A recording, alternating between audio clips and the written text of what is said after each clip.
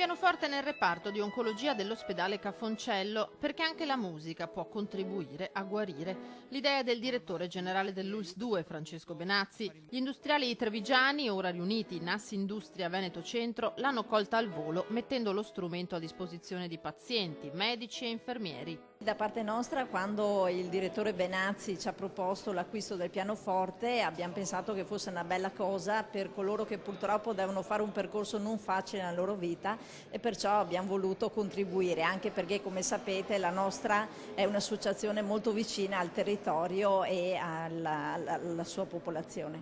Per noi il pianoforte è importante perché l'artoterapia, la musica aiuta a star meglio, aiuta a riconciliarsi con la malattia e aiuta soprattutto a fare in modo che la cura abbia un effetto migliore. Credo che due cose siano importanti: avere bravi professionisti, e noi li abbiamo, e professionisti umani. Questa è la strada per umanizzare i servizi, per umanizzare la medicina. Gli industriali trevigiani avevano già effettuato un'altra donazione a giugno in concomitanza con la fusione dell'associazione con quella di Padova. Abbiamo costituito Assindustria Veneto Centro, unendo gli imprenditori di Padova e di Treviso e le due associazioni. Abbiamo pensato di celebrare questo bel momento attraverso una donazione che è stata fatta proprio al Cafoncello di una culla termica. Questa serve per aiutare quei bambini i neonati prematuri che hanno bisogno di un'assistenza ancora maggiore.